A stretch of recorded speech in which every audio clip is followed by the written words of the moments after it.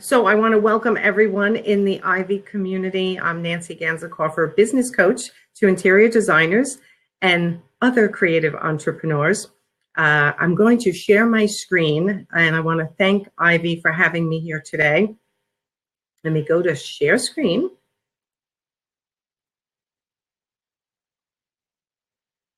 Okay, good. I believe you guys are seeing the cover of the How Interior Designers Can Manage Client Expectations. Always a challenge for all of you. Once you get the words around how to speak to the client and your processes down, it gets a little better. So again, today is the day to start getting that in order so that you have less issues with clients and you can help them with their expectations. So thank you, Ivy, for having me here today. Ivy has a great management software, project management software for interior designers, which I hear wonderful things about, and I see in the chat that it's wonderful for many people. So let's get started. So what's going to happen here today? I am going to show you how you can minimize customer dissatisfaction by using clear communication from the very beginning, managing their expectations, and having a well-defined process and procedures in your interior design business. This makes a really big difference, and I'll tell you a couple of stories along the way of what I have helped my clients with.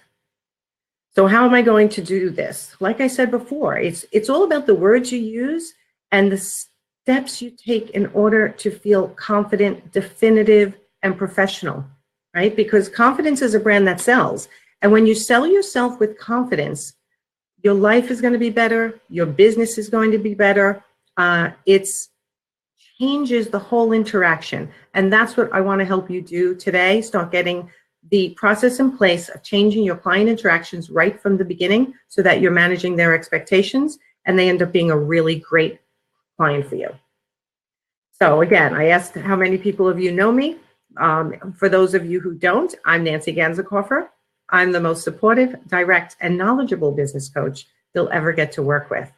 I help interior designers and other creative entrepreneurs grow their life and their business that they've always wanted. And those are really so intertwined, which is why I always include life in there, right? Because as we know, when things are going wrong in our life sometimes, or we're stressed in our life, we end up having to balance our business with it. So how do I do this? Through a series of group and one-on-one coaching sessions via phone calls, emails, webinars, and I have worksheets, and I teach skills such as business identity, goal setting, marketing yourself effectively, time management, which is a struggle for many, mindset, confidence, sales, and communication skills, right? And there's always so much more, but I think that sentence is long enough. All of this combined helps my clients succeed and grow to new rocking levels of success. So let me tell you a story or two. And for those of you who saw my first webinar, apologize for the repetition, but it is my life. I started out after college working for a bank. After 10 years, I was the first vice president managing 3 departments of 50 people each. And I was pregnant with my second child, left, became a stay-at-home mom, then a personal fitness instructor. Then I had a 3rd child who was born and had to have open heart surgery. He is fine today, but at 5 days old, he went into surgery and he was quarantined for 2 years. So for those 2 years, I did nothing but stay home and take care of my children, which is actually doing a ton, as those moms and dads in the listening audience can attest to. When I was able to put my son into school and his health was doing well, I started selling my mother's artwork. She was an artist in Vegas, and she said, I'm going to give it all away. And I said, why would you do that? Send it to me. I'm a businesswoman. I'll figure out what to do with it. So I started having home art parties. It was actually quite a pathetic time in my life. I'd work 70 hours over 2 weeks or 3 weeks and make like $60, and my mother was making $60. But 15 years later, I figured out at some point when an interior designer walked into one of my home art parties and said, that would be the perfect piece of artwork for my client's bathroom, and I want to design the whole bathroom around it. I said, ooh, like that's exciting. And she said, can you bring it to my client's home? I said, absolutely. She said, when we were there, she said, can you help us frame it? I'm like, no problem. Yeah, I knew nothing about art and I knew nothing about framing, but I knew that I had the ability to figure things out, and I went and did that. And over a 15-year period, expressive living, art framing, and then accessories, we did that as well, was born. And it was a shop at home for art framing and accessories, right with the interior designer and their clients. So we serve the Metro New York area, Long Island, New York City, a little bit of Jersey and Westchester for 15 years. It was a great profitable business. But at some point I realized that I had a knack for helping other people grow their businesses. I had grown 3 successfully myself. Even as a personal trainer, I had a successful business in my home while raising my kids. So I hung my shingle as a coach 2.5 years ago and was so grateful for the interior designers who said, yay, I can finally come to you to get advice and not feel guilty about it. And so here I am today. When I was marketing my interior design contracting business, Expressive Living, I realized that interior designers were my ideal target market. So what did I do? I became the vice president of the Long Island chapter of the IDS, Interior Design Society, and then president. And now I'm a national board member, and I am the founding president of the virtual IDS chapter as well. So always excited to be part of a great organization. And that top right picture on my IDS Long Island board from a couple of years ago. To the left is my boyfriend when we were in Ireland, in the middle when we were in Italy, because I love to travel. Lower left is just a bunch of friends. To the right, you may recognize him, Steve Fanuca. And down below are my 3 young adult children. My son, who had the open heart surgery, you're looking at him, he's on the left. He's a freshman in college. So that's a little bit about me. So what am I here to do to make you happier and healthier and a more focused interior designer? I want you to grow your business, get more sales, and kind of get over the fear of and go for what you really want. I mean, I say that is, I have a lot of fortes, if I do say so myself, sales, but getting over the fear and giving you confidence and making you understand that you're valuable as an interior designer is really something I love to do. So by teaching you strategies on how to manage client expectation, it's going to help you get to that next level. Have less issues with that client. So you're not going to waste so much time on every client. And this is just one piece of a bigger puzzle. So I have something, I developed it myself, something called the profit puzzle. And it is the basis I use to coach my clients. So I like to show it at every one of my webinars to give you guys a full picture, and then we'll go right into the specifics. So this is the profit puzzle. At the top, it all starts with the vision, guys. It all starts with the vision of what you want your life to look like, what kind of clients you want 3 years from now, then 1 year, and then 90 days, and creating that roadmap to success. Otherwise, you kind of drive around in circles and you get nowhere, or you end up crashing. And that's the first step I always teach everyone, how to really hone in on your vision. And then, of course, you want to identify your ideal client profile, which is a struggle for so many, right? You know, I said on Luann Nagara's podcast, niche is rich and broad is broke. And I mean that, right? You really have to hone it down. That does not mean people aren't going to come to you who have a need, but you'll be more attractive when you're very specific and you'll know how to market yourself. Then you want to formulate your signature message. This is an exercise I call Your Business in Words. I think that's the first webinar I did here at Ivy, and there's also a link on my website, and it's a free exercise. And then you want to get to where you get a little bolder with your business. Okay, now I'm going to really define my ladder of services. What service levels do I actually provide for my clients? What do I want to do? And then you're going to learn to grow your client base, because without a client base, you're not going to have business, right? You want to grow your email list, grow your Facebook following, Instagram, wherever you market yourself, whichever makes sense for your ideal market. And then you need to learn how to share compelling content on a regular basis, right? And this can be very daunting for many. So I teach that as well. And then when you're really booming, you've learned to nail your sales closing conversations, to get to those consultations, and then in the consultations, actually sell them in a non-salesy way on what you can actually do for them. And that's really, really important. Then you want to further define your brand and then establish successful systems. This could be successful, that's a tongue twister for me, systems on your own or starting to bring on a staff so you can stay in your genius zone and have other people do other things. Now, the reason why I made these puzzle pieces is because they are interchangeable, right? You're learning all these all the time at all different levels. But when you have this whole puzzle done, you should be running a really profitable business. So that's always my goal. So that was the bigger picture. If you stay till the end, try to give me your undivided attention and turn those phones off. I go pretty fast. I talk fast. I'm a New Yorker, and I want to make you a special offer at the end that is truly going to help you get your business to the next level. So let's get started. Being prepared and communicating well, and then setting proper expectations will equal happy clients. It sounds so simple, but I know how hard it is to do. So what's one way to manage your client expectations? You want to set the groundwork for professionalism right from the start. Now, this might rub people the wrong way. Some people, other coaches teach it a different way, but I have all my clients, all my interior design clients, minus some who specifically go for kitchens because it's a little different industry. They charge for their initial in-home consultations. They don't do it for free. I don't know how many of you do that. You don't need to respond in the chat now because I'm not looking at the chat, but I'm going to tell you why. If you can be prepared to say what they can expect for their payment, they're going to immediately understand why you're charging for your consultation. So what is your client actually getting by the time you're walking out the door? I see so many interior designers doing 1 hour free consultations. Excuse me. By the time the client pays them, finds the checkbook, gets it out, they ask 5 more questions, and the designer's holding back on information because they say they haven't actually been paid yet. So if you think about it and you say, I'm going to charge, and I'm just going to throw a number out there, guys, because it's different no matter where you are.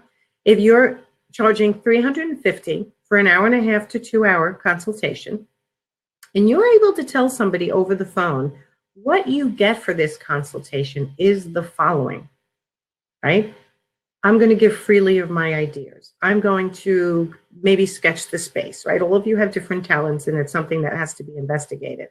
And then ask for payment prior to the appointment in order to secure your spot on my calendar. I'm going to send you an invoice for my consultation fee. Do me a favor and process that right away. This way I save that spot for you. So the conversation goes a little bit more extensive than that, but that's the key to it.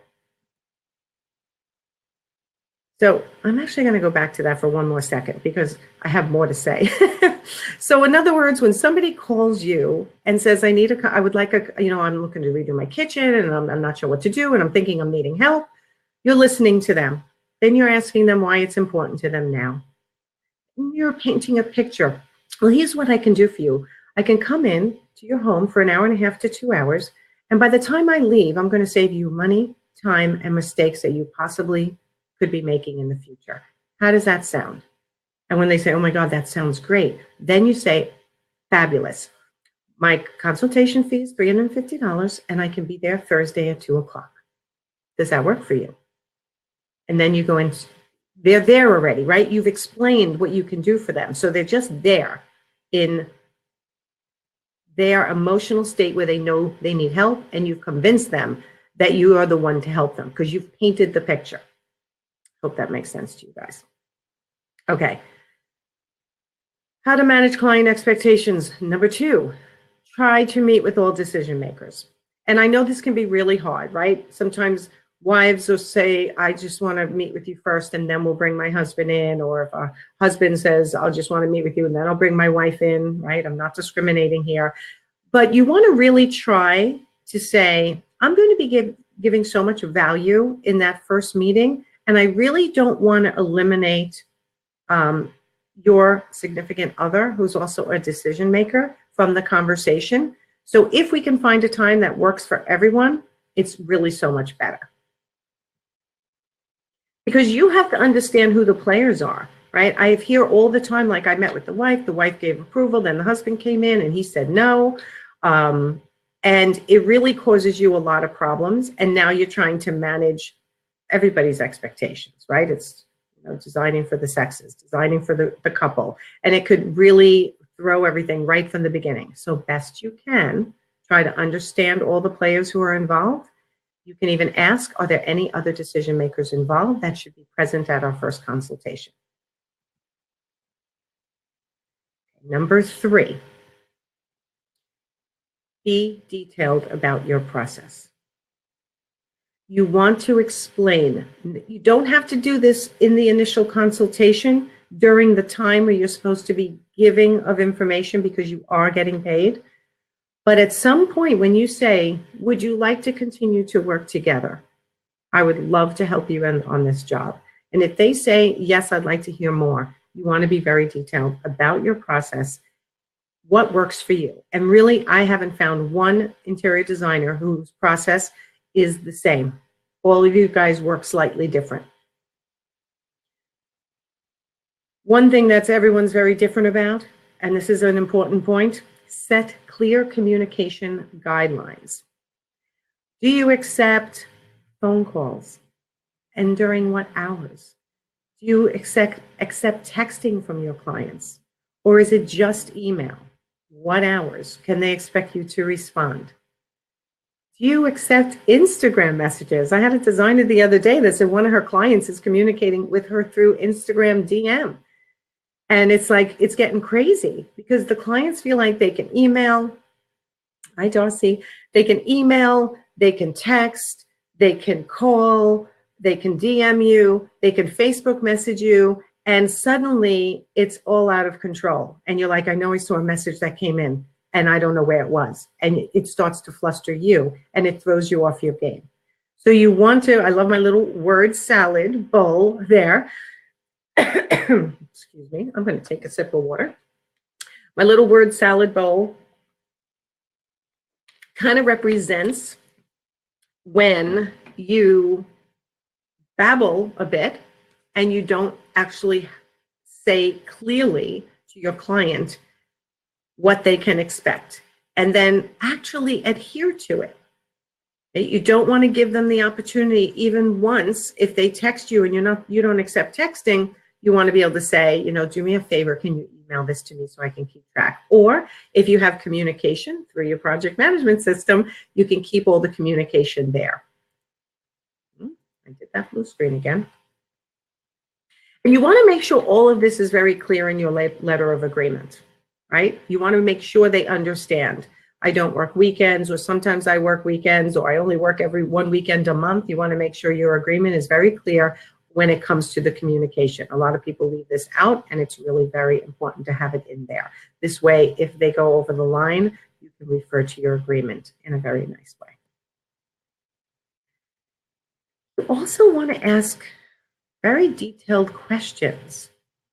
So for example, I'm going to give you some detailed questions, but I have spoken to a lot of designers who, when they start to source, they go back with what they've selected, let's just call it a sofa, and the client's like, no way am I paying that much money for that. That's way out of my budget, right? So any of my clients who are listening, they know I hate the word budget. Right? I always say to somebody, have you done your research? Do you know what your investment amount would be for this project? If you even have to ask at all. But during the consultation, when you're giving, this is the colors I can envision on the wall, and I could see your husband and you like this. These are the lighting fixtures I think you might like. Perhaps we can change the floor or the carpet to be something like this. How does that sound? During your consultation, you're giving. And at the end of the consultation, you want to leave yourself a little time so that if they say, yes, I would love to continue working with you, you either have time right then and there to ask some key questions. So the questions I like my clients to ask are a little bit longer than the ones I'm giving you here as an example, but let's just go over some of them. Sorry, I had an extra slide here. So gathering information in the beginning is going to make the entire project smoother.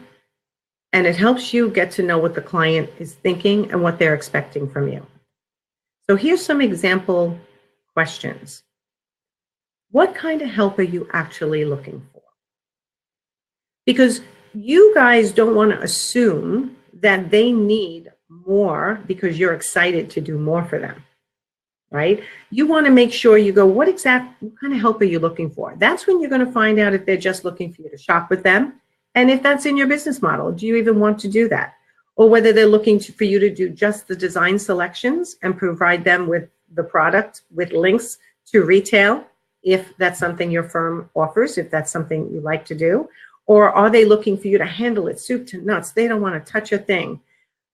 What kind of help are you looking for is really key for you to be able to refer back to in the future should you have any kind of problems with communication with them. It was my understanding that you wanted help with the entire project, or it's my understanding that you just wanted retail links and you didn't want me going to my resources. So this is a great question to ask.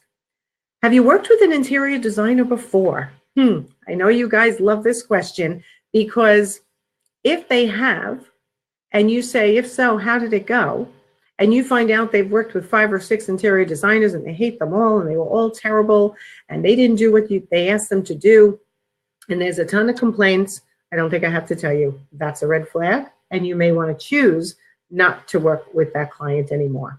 If they've worked with one interior designer and it seems to be a non-dramatic story about how it just didn't go well, at some point they weren't a match, that's different. And you've got to go with your gut a lot on that. Knowledge is power and will minimize mistakes in the future and client conflict. So again, that question of, have you done any research on your home project? That's also going to clue you in as to whether somebody is combing the internet. You know, oh yes, I've done my research and I found a really inexpensive couch, and what do you think of this? Or you're going to get personality traits are going to start coming out when you start asking key questions. Another one that I went over already, but do you have an investment amount in mind? I never say what's your budget. What's your budget makes me want to sit on my wallet. And I have a feeling it makes most people do that.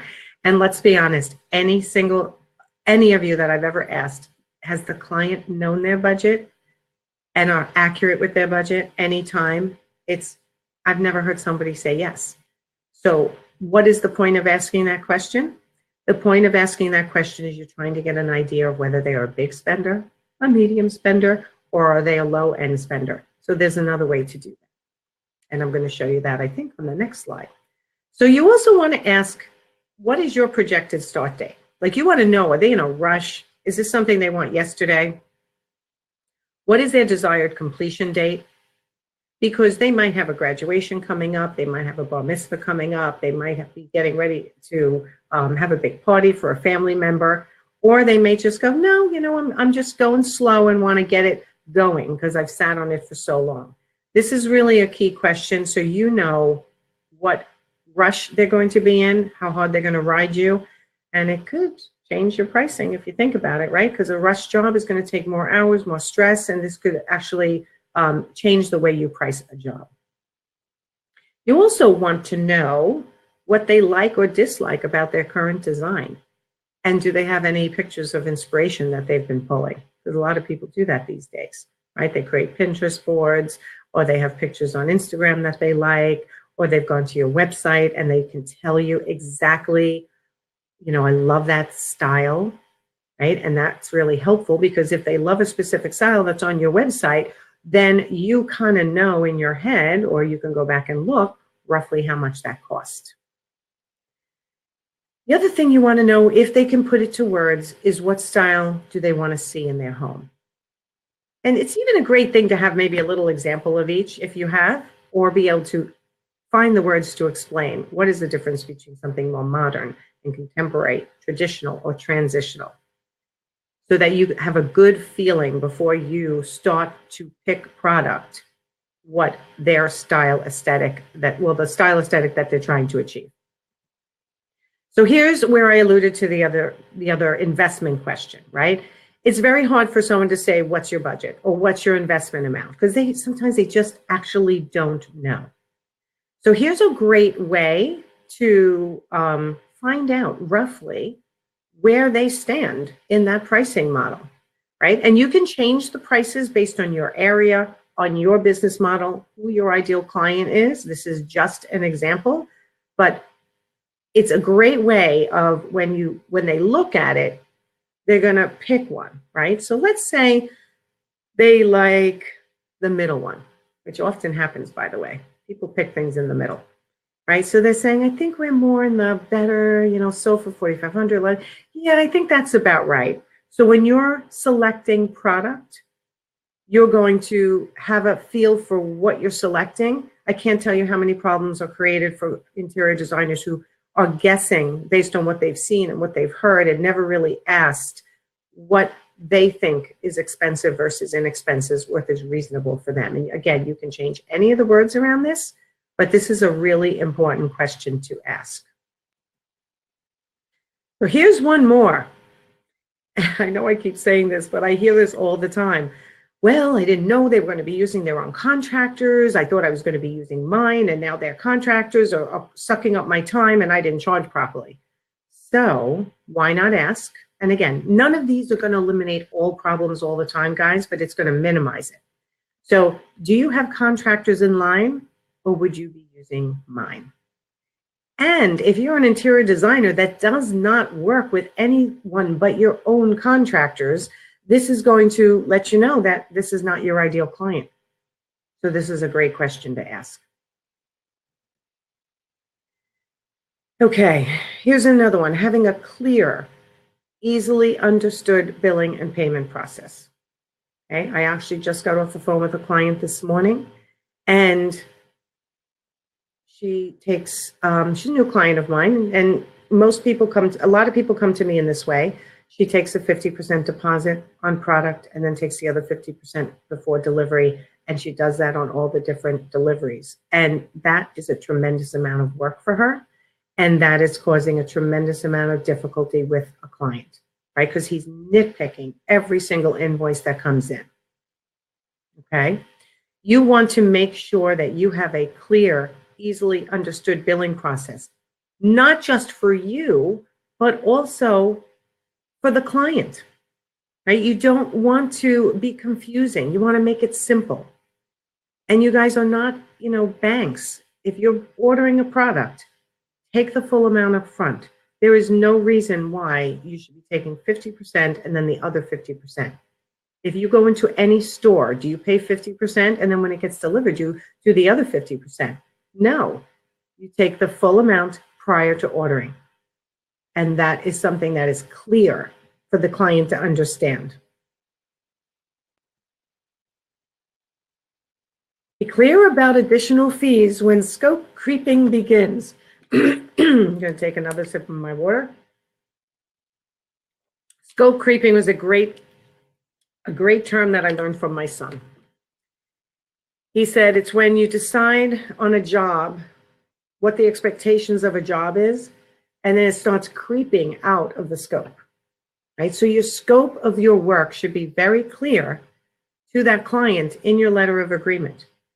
You should know exactly, like, I am in charge, and I'm simplifying it, guys. I know it's more complicated. I am in charge of the whole kitchen redesign. And now when you're there, they start going, well, while you're here, could you help me pick a sofa for my living room? Or could you give me some advice on the dining room, right? They start creeping into other areas of the house because they have you there. So that's called scope creeping. And you want to make sure it is clear that if the scope starts expanding, which is a nicer way of saying it, what happens to your fees? Does your hourly fee kick in? Do you have to do a new scope for a new room? Is it a great client and you're just going to let it go sometimes? And that's okay. You just want to make sure it's controlled. So in your contracts, you want to make sure, and in your communication with them, when you're going over your contract or your letter of agreement, you want to make sure you're clear. Like, listen, I know I've been hired to do this, this, and this. It's all in the scope here. If anything else comes up while I'm spending time in your home and arranging for the redesign of this kitchen, I just want to let you know that my hourly fee would kick in at that point. So don't be afraid to talk about your fees and about your business model in a very open and honest way. Open and honest communication is what's going to prevent you from having problems with your clients, and it's going to help you manage your client expectations. So managing expectations and deadlines. Again, what can they expect from you or anyone on your staff? How often is your communication? If a deadline is going over, how would they expect to hear from you? This is all about the communication, and often is better. You don't want a client having to reach out to you ever and say, well, I haven't heard from you, and I thought something was supposed to be delivered last week. So set your procedures and set them simple and just follow them. You have to let them know you'll hear from me weekly, you'll hear from me every 2 weeks, whatever it is, whatever works for you and whatever is acceptable to your clients. You should be touching base on a regular basis and letting them know how things are going. And if you set a deadline and you're not going to make it for any reason, make sure you tell them that as soon as you know it. But there is a balance, and I felt like I needed to put this slide in because I've seen this mistake over and over again. You don't want to share too much, right? You are hired to handle the problem. I mean, that's what you're being paid for. So you don't need to overshare, right? Too much information gives a client the fodder for questioning. So if you get a call from your supplier and something's on back order and you go into a little panic, but then when you look on your paperwork and you realize you had built in a cushion already with your client and told them it might be further out than it really was because you've gotten smart and you build in that cushion, you don't have to let that client know that that phone call happened. They should not feel you're overwhelmed. If you see you've gotten in the couch and you go and you check it and the cushions are not right and they haven't seen it yet and you need to correct that, they don't have to know every detail. If you can just say there's been a little bit of delay and you'll have it next week and just fix it. You don't have to tell the client every little thing. Some things you have to share, and I get that. Other things you don't have to share. Remember, that's what you're being paid for, to be smooth and calm and collected and make it easy for them. And I see a lot of designers still with that overwhelm and they tell their clients everything. And that's going to mess up the relationship in a lot of ways. It's going to make them feel like you are frazzled and you don't know what you're doing. So just try to be cool, calm, and collected and keep them moving forward and being clear on your expectations. You have to tell them something, you tell them, and you tell them in a confident way that you're handling it. So I gave some examples before, but here's some examples of things you don't always have to tell them if it still works within the time frame that you told them. Something is on back order. You needed to source something somewhere else. Your contractor is having personal issues. Again, if the contractor is contracted by you, it's your job to handle that contractor. And if you don't have to tell your client, then don't. If it gets to the point where the work's just not getting done, you have to bring on somebody else. Obviously, unfortunately, I've had to replace the contractor. They were having some personal issues. But you don't have to tell them the blow by blow. Too much information. It's not what they have you there for. It's a waste of time. It raises everybody's blood pressure, and it makes them feel like you're not as professional. If there's an unexpected obstacle, but again, you've handled it, you don't have to tell them that. And your own life's ups and downs. You do not have to tell your clients every one of your ups and downs. Now, I know that you guys often get very personal with your clients, okay? You're very personal. You're in their homes, right? And you're hearing about a lot of their problems. You're like the home bartender. Right? So you're being told when their child is struggling or where their dog is sick and their husband is bothering them or their wife is upsetting them. You're hearing all these problems. So you feel like it's natural to share back.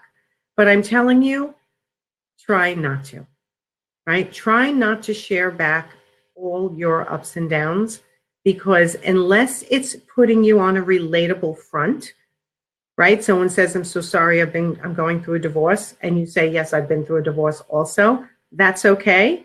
But you don't then go into the excruciating detail about yourself because remember, it's about them. And that's what you're hired for. So again, handling the details of ordering, delivering, and installation, sometimes that can be a real pain in the neck, and you want to just handle that professionally and not always tell your client the blow by blow. You know, how does this help you in managing client expectations? It's basically not going to give them too much information that they can create their new expectations during the job. It's allowing you to manage their expectations, right? So we're turning it around and just making it very professional. So I don't know, I like that little guide. Does this make sense so far? I hope to get some yeses. Okay, we talked a little bit about this. Also, excellent, thanks guys. Okay, so detailing the scope of the project. Again, this relates back to scope creeping, or the people who try to get you in other areas at home to get your free advice. You want to make sure you're really detailed on the scope of the project. I know we did, Ivy did a presentation. I think their last one was with, a lawyer on the contracts. Very important stuff. I watched part of it. I haven't gone back and watched the rest of it. I met him in person at the Interior Design Society National Conference. He's great. It's really important to be clear and concise in your contract. The clearer you are, the clearer you are on the scope of your project, the less you're going to allow for interpretation. And that's really, really important. Okay. I always say under promise and over deliver, right? So you heard me say before, like, well, if something went on back order, but it's still within the time frame that you told the client, well, there was your hint there, right? When I was doing artwork, I would tell the client it takes 6 to 8 weeks to be up on your wall. You know, really that long? Yes, unfortunately, I build in a cushion just in case the molding comes in damaged, and I go and inspect it at the framer and I don't like what I see. So perhaps we'll get lucky and you'll get it before that, but right now I will tell you 6 to 8 weeks, right? So I love Shakespeare, expectations. Expectation is the root of all headache, right? So you may, if you're able to, work in a little bit of a cushion for yourself so that you can handle things that go bump in the process, and things always go bump. What you guys handle, the number of moving parts that you guys handle is crazy, from tassels to handles and knobs and and finishes and dye lots and, you know, window treatments not being exact, right? The detail is incredible. So try to under promise and over deliver, and you're going to have a really happy client. So I alluded to this before, but it needed its own slide. Don't share your own personal drama. And I'm sure this little picture, save the drama for your llama, or you can say for your mama. But you don't want to share your personal drama. I don't want to see anybody walking into my house flustered. Oh my God, I'm sorry, I had a rough day. I'm sorry, I'm late. I'm this and that. My child, this. Do not do it. You need to postpone an appointment. You postpone it. You make a phone call. You do the professional thing. And you say, you know, I'm sorry, I did have a personal emergency. Can we do tomorrow? Just don't share the details of everything. I want you to be happy and enthusiastic and efficient. The perception of professionalism is going to go a really, really long way. And that's the face you always want to show to the client. Happy, enthusiastic, and efficient, right? Hard to do when a lot of things are going wrong, but that's where your emotional intelligence comes in. Controlling your emotion, putting on your client face, being yourself and being authentic, but being that person that you would want to hire. Number 11, and I'm not sure how many slides I have left. Address conflict as it arises. Don't avoid it. So I can't tell you how many times I get notified from my clients, like, oh my God, do you have a minute to talk? You know, from my high level clients, I need your advice. They have a client upset with them. The client is spewing all kinds of ugly, which isn't fair. It's not fair to you guys at all, but the client is. They're not happy with something. And people avoid it, right? They just say, you know what, I'm going to I'm going to let it go for another day until they calm down. Right? I also know friends who do this. I'm going to let them sit with it. Trust me that the sooner you address a conflict, the easier it's going to be to resolve. What happens when you wait, right? And I'll equate this to a relationship, right? If you have a fight or an argument or a disagreement with a loved one, and that one person decides, I'm just going to let them cool down. And what happens? It gets bigger and bigger and bigger in your head until you've blown it up into something that it really was never, because the other person won't call you or talk to you or work it out with you. So if you have a client who's upset and it is something that you can pick up the phone right away and address it, if you can, do that. I'm talking over email, over text, pick up the phone. And I know that a lot of people don't like conflict, and listen, I hate conflict. But at the same time, I have learned over the years that the conflict gets bigger and bigger if I don't address it right away. So I try to make that a policy. I'll even tell you a story one time. This is really bad. In Expressive Living, I got an email from an interior designer who had changed her mind multiple times about the kind of artwork she was sourcing from me. I was frustrated. I hit forward and I sent to my assistant like, oh my God, she's driving me crazy. And I hit send. The minute I hit send, I knew that I had not hit forward. I actually hit reply. So right now you're all going, oh my God. And let me tell you, the roof went off of my house when I went, oh my God, calling my kids. This was like 8 or 9 years ago. I'm calling my kids and I'm like, oh my God, how can I pull it back? How can I pull it back? And it went, right? I had no choice, but it went, and I ran into my bathroom where I could have, yeah, I don't have that 30 seconds. And at the time I knew she had a BlackBerry. So I knew wherever she was going to get that message. I ran into a bathroom so I could have some privacy from my children I had them all freaking out. And I just called her right away. I didn't wait a minute. I did not wait even a minute. And I just said, listen, when you get to your phone, you're going to see a message from me. And I just want to say, I'm so sorry. That was meant for my assistant. And I am a little frustrated with the job we've been doing together, but I hit reply instead. And I am embarrassed. I just said it right out. I faced the conflict right away, and that's really important. So I tell you, I tell you that story because stuff happens, right? You can't help it sometimes. So just as long as you're dealing with it, it stops a molehill into turning into a mountain, right? Delaying makes everything worse. Remember, it's not about you. I know it's like, what? I've heard designers say, well, I want to be able to take pictures of this job, so I need them to do this. Or like, well, I know you want that, but I really was hoping to take pictures. It's not about you. It's about them.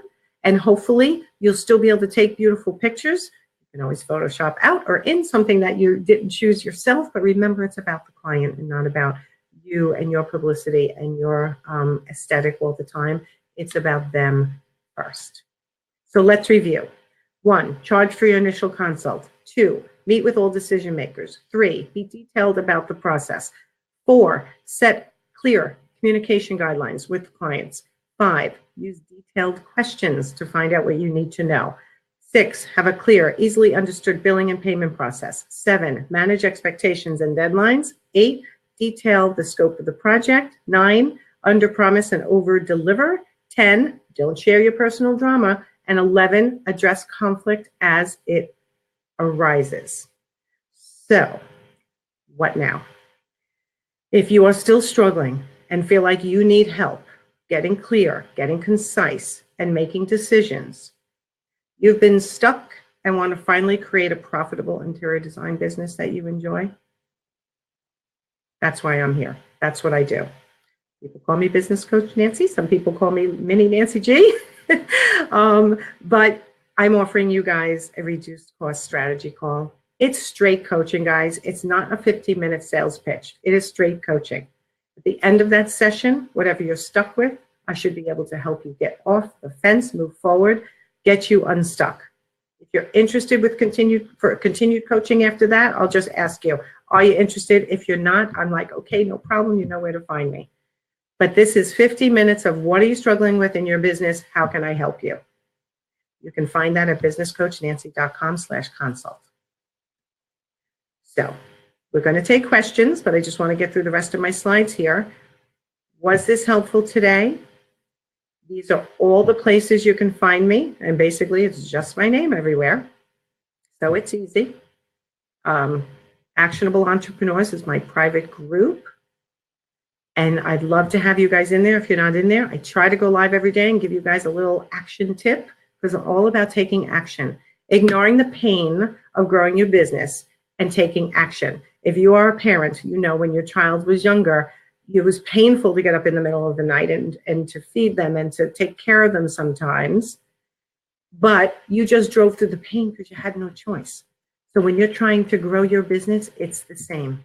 You drive through the pain and you just keep taking those steps forwards. Did I say that right?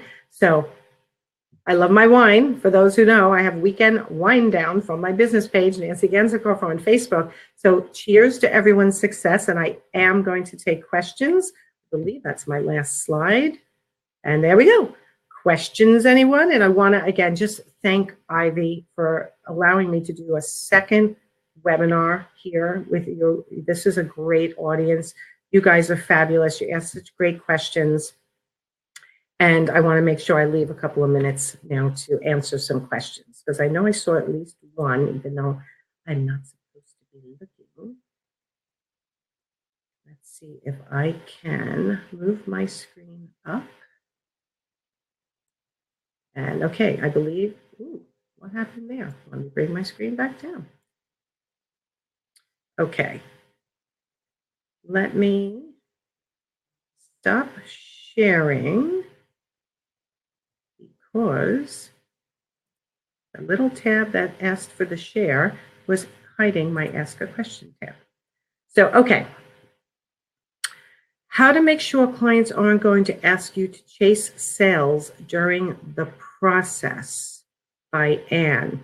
How to make sure clients aren't going to ask you to chase sales. Okay, so in other words, you're in the middle of the project and suddenly they saw the exact couch on sale. I'm assuming that's what you meant. Okay, so I mean, basically it's really being very clear in the beginning that you don't, right? If this is a problem that if you're attracting a client that tends to be like that, you want to make it clear in the beginning, just so you know, at the time I'm ready to source something, I source it through my suppliers. And unfortunately, I can't always control what's out on the internet.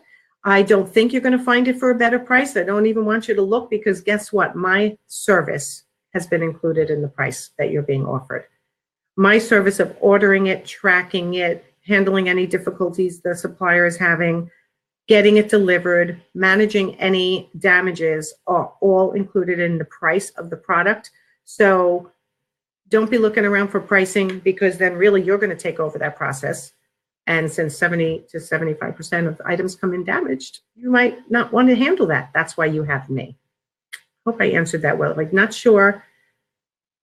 Right, and use trade-only vendors. But again, some designers like doing the shop retail thing for their clients. So using trade-only vendors is what's going to make you the most money, and you should be doing that. But should you be a designer who still enjoys or hasn't yet gotten to the point where you're using trade-only resources, you want to make sure that you're in charge and you put that in the scope.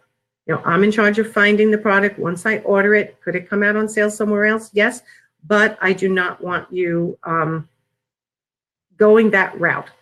My service has been included. I've worked hard to get that product, and really for the savings they're getting, it's not worth them doing it themselves.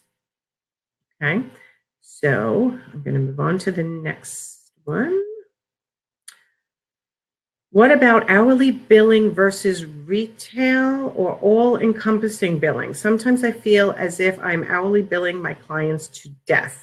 Okay, Catherine, it depends on what stage you're talking about hourly billing. So I like to teach where you're getting your consult fee, paid consult first. Second, you're doing a design fee up until the point where you're selecting the products for them. And then that's a flat, that's a flat fee, but in your head it's based on a certain amount of hours, and 50% of that you get up front, 50% of that you get 3 days prior to the presentation of the final products, if that's your business model, right? Every business model is different, so sometimes I have to talk to you to be able to tell you what's best. But if you're billing hourly from after you've done the hours and then you're billing them, that's one mistake. I like to switch all my clients to taking a retainer and working backwards from that, so that you're working against a retainer. But you also have to look at your process, right? Is your process clean and concise? Are you taking too long sourcing? Do you not have the proper sources? Are you trying to be a perfectionist and instead of doing excellence, right? Clients hire you to be excellent, not necessarily to be perfect. And that could be part of the problem, that you are billing them too many hours. So if you could roll up your hourly into a flat fee for the design part of the project, that would be great. And then work your fees into the price of the product and eliminate an hourly fee at that point, unless it's outside of the scope. That could be one way that you solve that. But again, every client is different and every business model is different. So sometimes I have to go over with you how many years you've been in business, how your confidence level is, what your process is like, before we can pick that perfect, profitable pricing model for you. Okay, how can I get my clients to reply to my emails in a timely manner? I know they are busy, but lack of communication really holds up their projects. Liz, it's definitely right from the beginning. If there is something you can state to them that it's going to hold up the entire project if you don't respond to my emails in a timely manner, or perhaps it's that your clients are like to communicate in a different way, and it might be something that you need to accommodate your business model to handle. It depends exactly on the situation. If you are, some people just don't read their email every day, so they rather have a phone call. Some people like a text, right? Can you change your business model a little bit to accommodate that client in order to keep it moving along? That would be my question, right? Because if you're working with a millennial, they're going to be like, oh, I don't read my daughter. I literally had to say to her, you need to answer my emails. And she said, LOL, I don't do that, right? So I'm like, okay, no, you need to. But when I text her, I get a response like that. So perhaps it's your target market. You need to find another way to communicate with them, or send them a text and say there's an email. And if they're older, like my parents, it's like I have to call to tell them there's an email. So you might just have to look at that a little further of your ideal target market. You could also tag it as important, but it sounds like it might be a matter of they just don't read their emails often enough. Or ask them if there's something you can put in the subject line, which I think somebody just said, heads up text, right, heads up text. Put something in the subject line, very important. You can also ask them if it's going into their spam, right? It might be going into their spam folder or their junk folder, and you don't even realize it, so it takes them a while. So give them a call and be honest. Say, you know what, it's taking you guys a long time to answer my emails, and I'm wondering if it's going in the spam folder. Okay, how would it be best to prepare for a consultation with you to get the best use of our time together? Literally just get on my calendar. You can write down some questions, but I get right to it. I know how to ask you the key questions that really will rise to the top right away, what could be going on in your business. But if you have, I always say, if you have specific questions, I want to make sure I address them during our 15 minutes together. So that would be the best way to prepare. But if you're just not sure, something's just not going right, you're just not profitable, that's okay too, because I ask a bunch of key questions in the first 3 minutes. And as you can see, I talk fast, and I'm able to kind of get to the bottom of it pretty quickly. I have a questionnaire that I review on our initial phone consult. Oops, something just got voted up and that got voted down. Okay, let me go find it. Okay, I have a questionnaire that I reviewed on our initial consult. Should I go through my in-depth questionnaire before client signs all of me? Okay, first of all, an in-depth questionnaire over the phone before you even get that in-home consult is not something I recommend. You should be asking for a paid consult. You want to get in the door and you wanted them to see you, get to know you, hear your ideas, and you getting to know them to find out if you're a match. And that's when you ask the questions. It's never a waste of time to go to a consult if you're getting paid for it, which is why I say go for the paid consult. Okay. Do you have any tips on how to break up with potential? Oh, I have lots of tips about that, and I didn't even finish, Carolyn, answering that. I'm sorry, reading that. Do you have any tips on how to break up with a potential client after a consultation so that it doesn't end negatively, that you don't want to work with them? Okay, so couple of ways. I am divorced and I was in the dating world, and the minute I said, you know what, I don't think we're a match, my life got so much easier. So that's one way, and it sounds funny, but it really works. You know what, I'm not sure we're a match in our styles, but maybe I could recommend someone to you. The other way, and I'll tell this story the way I remember it, I think it might be slightly embellished, but I did have a client who called me and said there is a woman in her life who she does not want to work with, but she holds a position of power, and she has no choice but to say yes, or at least go on the consult. She's like, I don't want to work with her. I don't want to work with her. She's really difficult. So I said, what's your hourly rate? She said, 150. I said, well, now you're $300 an hour.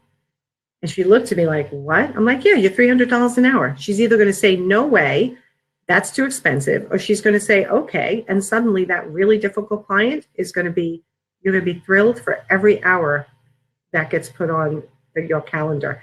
And sure enough, she hired her. And I texted her like, oh no, how do you feel about that? She's like, I am so excited. I'm going to make so much money.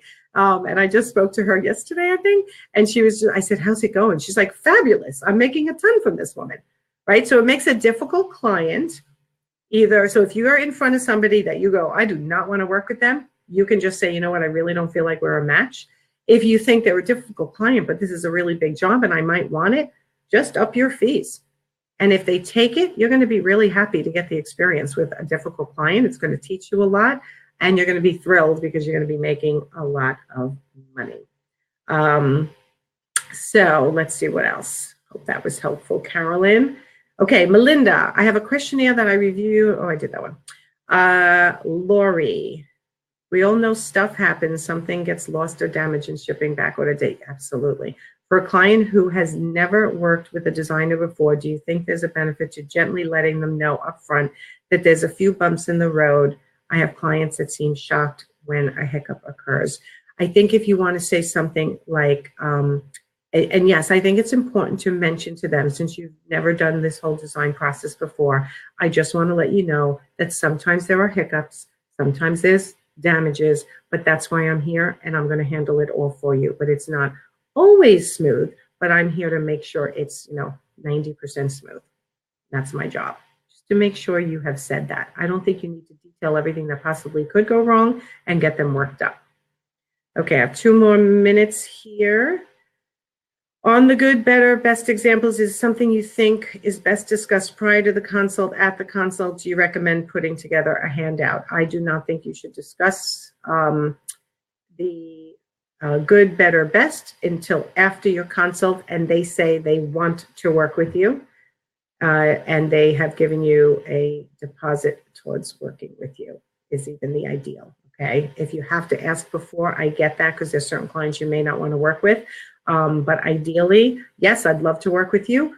Great, I'll send you a bill for my retainer towards my design fee, and I'll send you a questionnaire for you to start filling out, or we can go over it right now if you have, if they're going to pay you. But don't give yourself more work for someone who's not going to hire you. Within the last few months, I've brought on an office assistant and design assistant. I've never managed anyone before. Do you offer coaching in the way of growing one's business? Yes, I do. I have managed very large departments, and as Expressive Living, I had 2 employees in the house. Right now I have 4 virtual assistants, so managing is one of my superpowers, leading and managing a team. So yes, and I have a lot to say about that when it comes to a design firm as well. Advice on gently how to, on the spot, let them know out of scope and help them right then.